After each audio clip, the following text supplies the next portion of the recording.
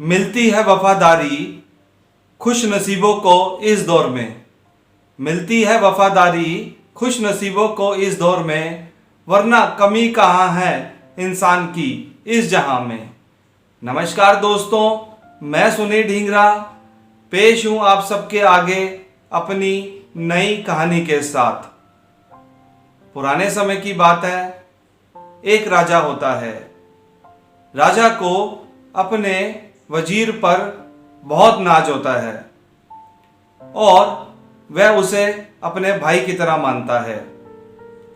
वजीर भी राजा की हिफाजत में रात दिन लगा रहता है, राजा की छोटी से छोटी बात का ध्यान रखता है। एक दिन राजा और वजीर जंगल में शिकार को गए।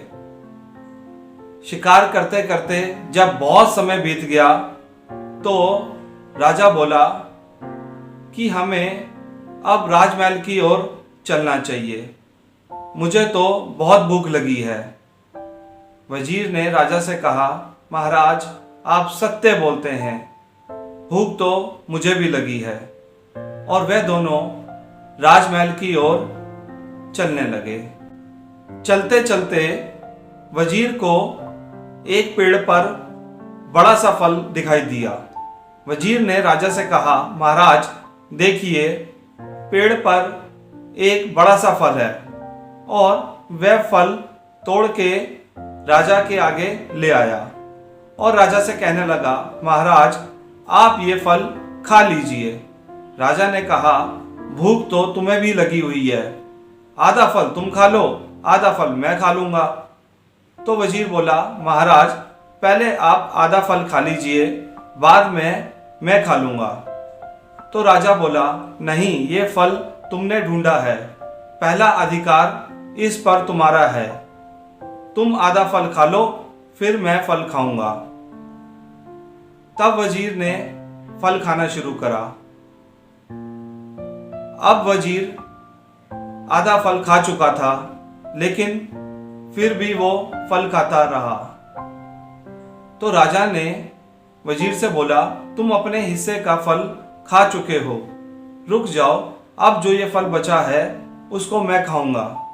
तो वजीर बोला, नहीं महाराज, अब ये फल मैं आपको नहीं दूंगा। राजा बड़ा हैरान हुआ, जो वजीर उसके लिए जान तक दे दे, आज आधा फल नहीं दे रहा। राजा को बहुत गुस्सा आया।